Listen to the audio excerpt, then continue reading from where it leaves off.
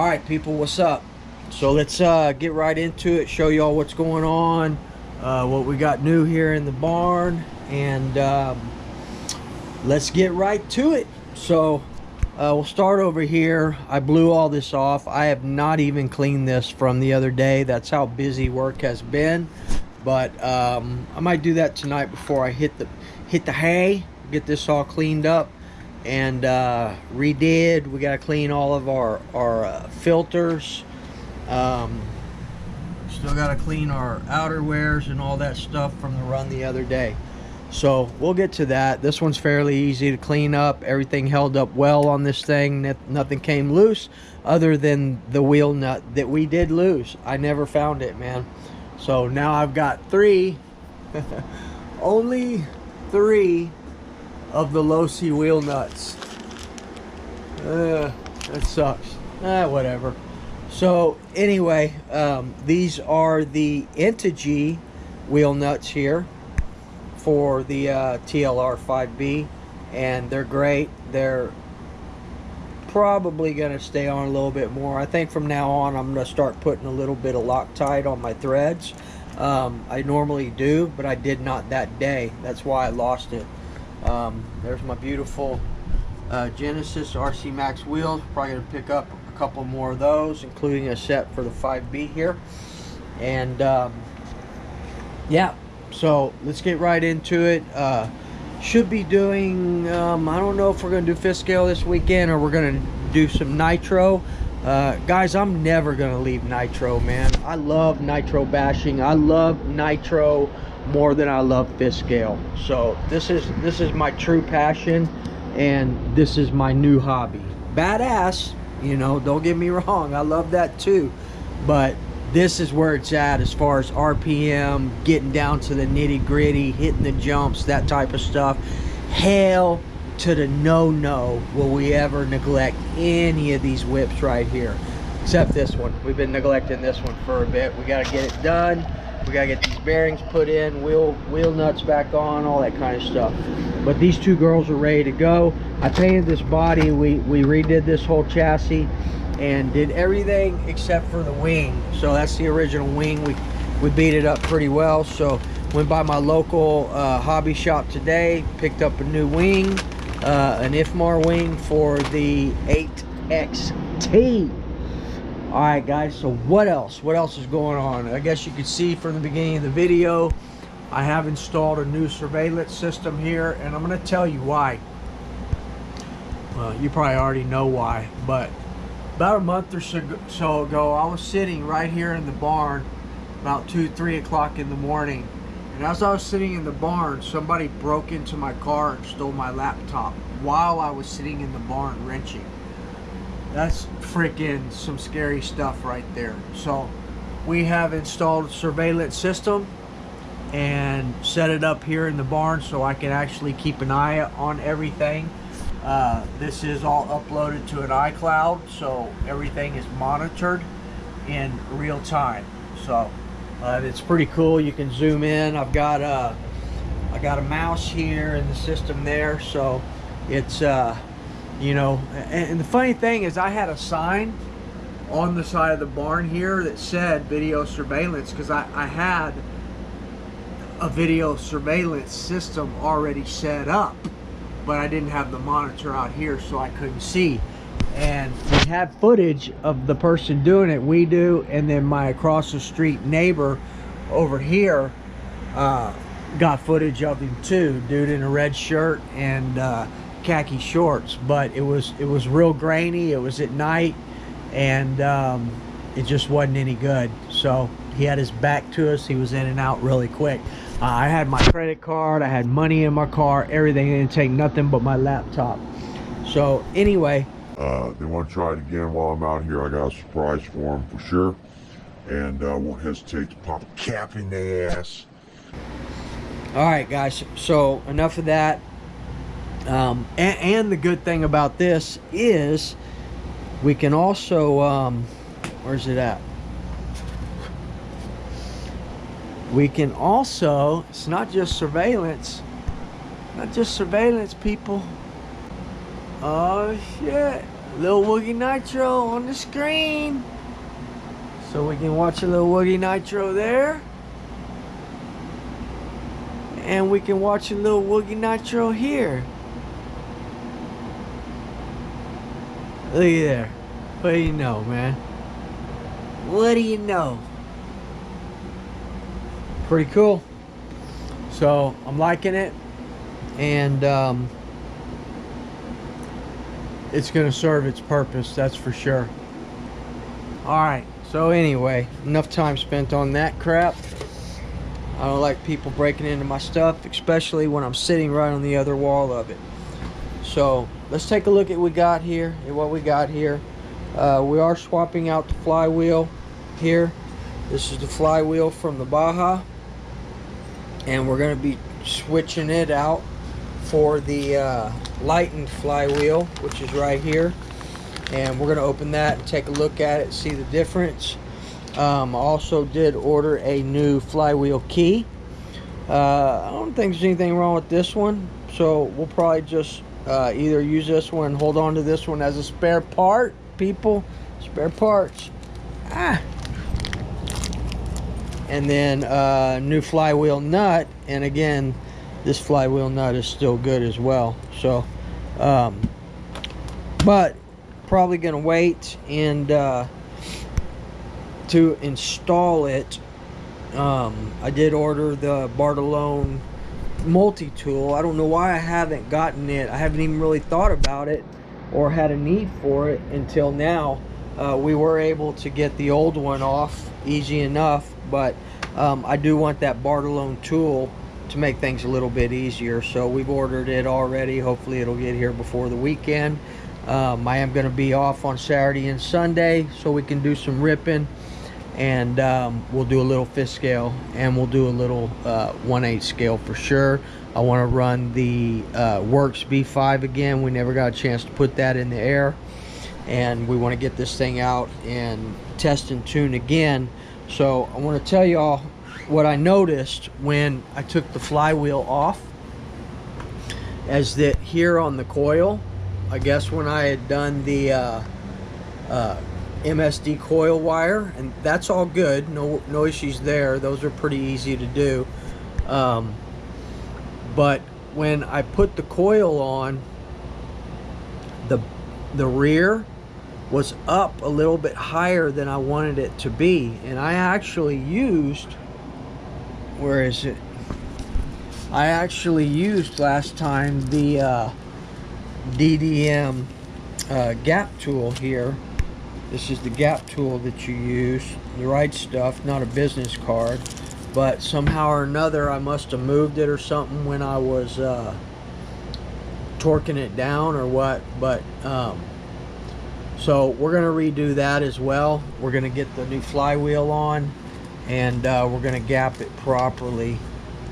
And then I have the Snappy RC fuel line system coming, and a couple of additional vent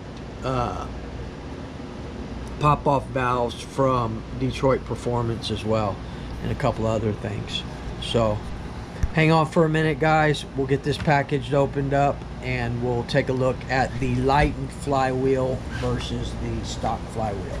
So see y'all here in a few minutes. Alright, so we're back. Let's take a look at these flywheels real quick and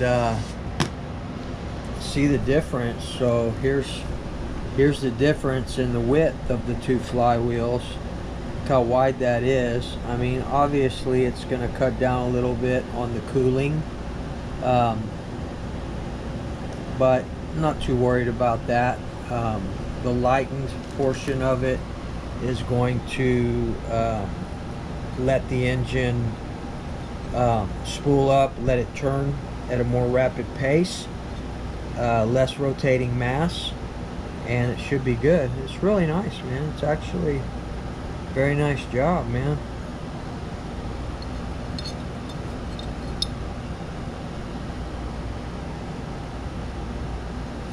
It feels lighter too.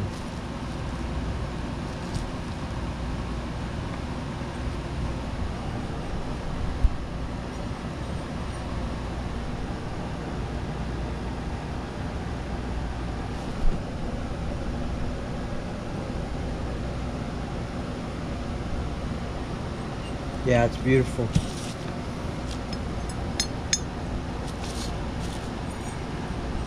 Yeah, I don't know what the weight difference is, but you can actually feel the weight difference in it. So we'll be replacing that on here, getting this all ready. Damn GoPro. Get it out there and do some more test and tuning. I know that this thing was still not running properly. It was still gurgly, but hopefully it was just the it could have something to do with this ignition as well, man, being too far off. It absolutely could affect it, and also it could be vapor locking as well. So we'll get all this squared away, get it all taken care of, finish cleaning everything up. And I was cleaning out my battery box. You know, this is an area that gets really dirty. Sometimes people neglect it, so we're cleaning all that out. Show you guys, you know I'm using the Futaba. We've got the dynamite kill switch, and this is the battery that I use. This is the original battery. This battery's never been used. Right here, the green one. This one, I don't know, I think it's let's see if it tells me. It's only a 2000 milliamp. This is the Rovin one that came with it. It's never even been used. And this is the one that I've been using. This is a Venom 5000 milliamp. Both nickel metal hydrate. But I've never had any loss of runtime using the Venom one. Everything's going up though, guys. I mean, this battery is like $45 for a nickel metal hydrate battery, man. And then I picked up some OS plugs today. It's crazy, man. These OS plugs, and I know I can probably get them cheaper, and I support my local hobby shop, and they're probably $1 or so more at my local hobby shop, but I don't care because I support them. I don't want any discounts from them. I don't want anything free from them. I want to pay my local hobby shop the price they are asking so they can stay in business. Some people out there take advantage of these hobby shops. They ask for discounts because they've been with them for a long time. They offer you a discount. Turn that shit down, man. Pay them what they need to be paid so they can stick around. They're a vital asset to radio controlled hobby. Absolutely, man. So anyway, I think I looked online. These were about maybe $15, but we're paying $16.99 for the OSP3, and that's a very small markup on that right there. So if you go online, I think they're about $15.50, $15.99, something like that, maybe $14.99, but they're not cheap, man.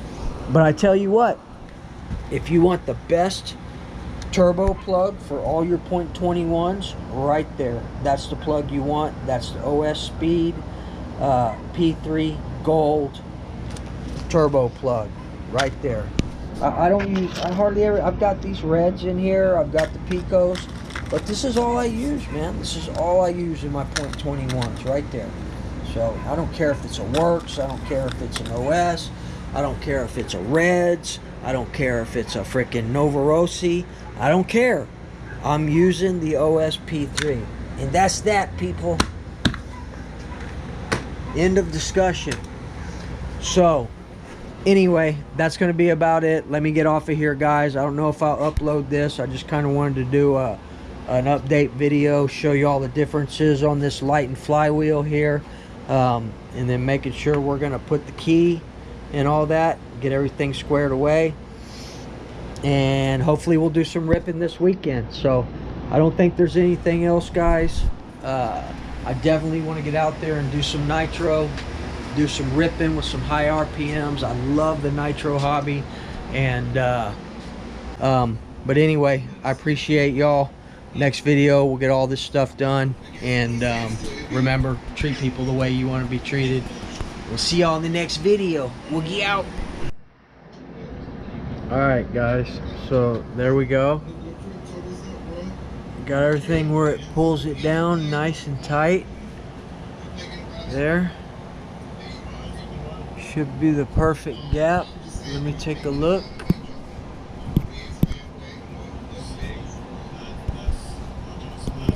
Get y'all here for a sec.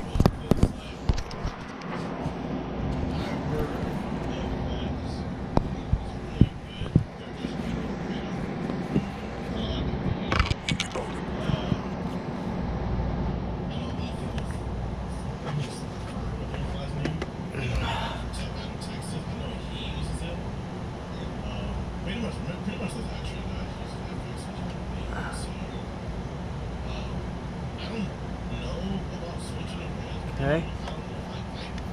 There should be good.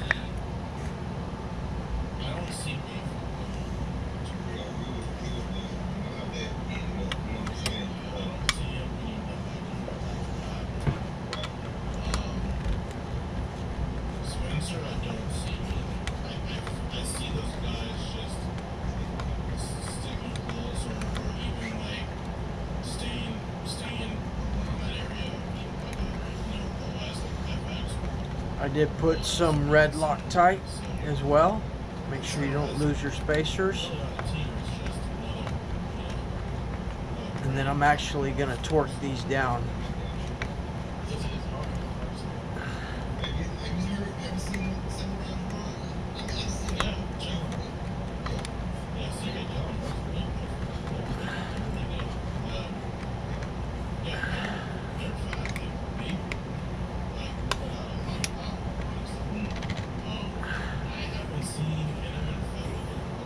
Alright.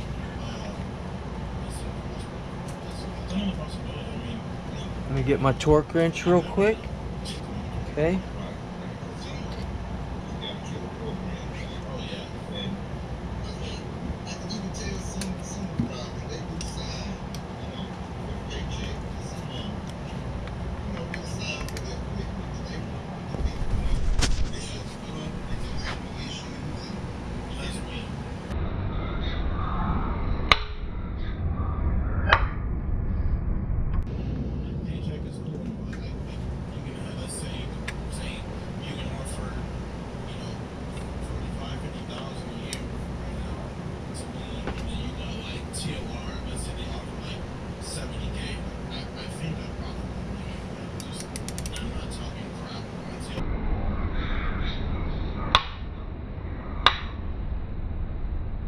Okay.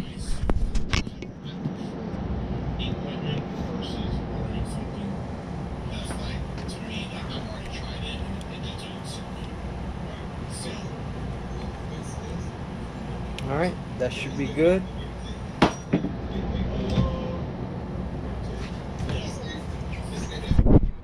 All right, so we'll leave that at 65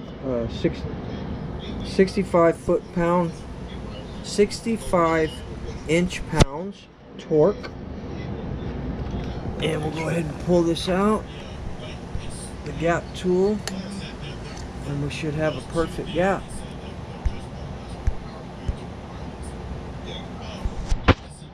Beautiful.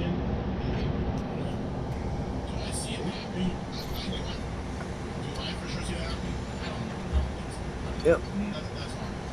It's perfect. Alright guys, that's going to be it. I'll see y'all here in a few minutes. Alright guys, that's going to be it. Tomorrow, we'll do another video. Probably a nitro ripping video as long as it's not raining. And also the installation of the Snappy RC vent, the fuel system. So we're going to do all of it. I already capped off the vent hole here, and we're going to get rid of this, and we're going to put the grommet. It comes with a grommet, and you can see I got my Walbro filter in there, the big fat one. I think they call it the Clunky Clunk. So we'll use that one. I do have a couple of brand new ones.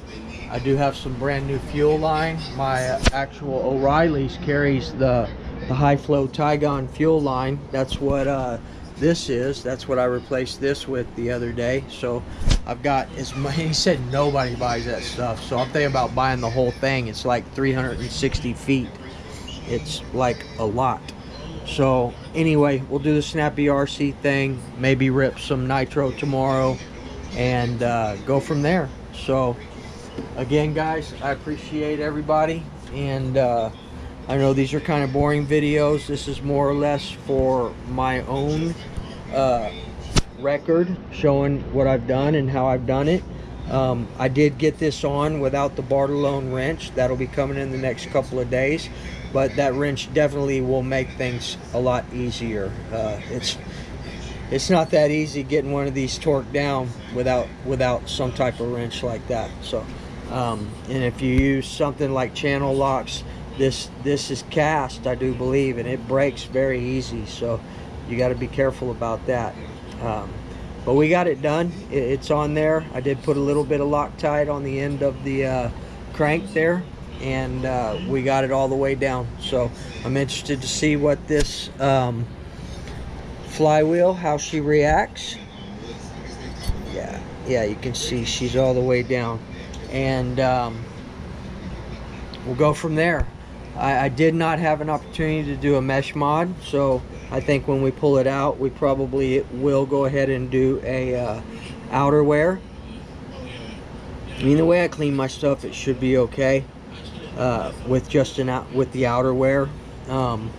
But sometimes those outerwears don't get all the way clean, and the only way to get it off once you get it on is to pull the engine out, which is no big deal. But I was hoping to do a mesh mod here maybe next time, so we'll see how this reacts. If I'm having issues with it, then we'll pull it off. We'll do a mesh mod then. So that's it, guys. I appreciate each and every one of y'all, and we'll see y'all tomorrow in the next video. Peace. We'll be out.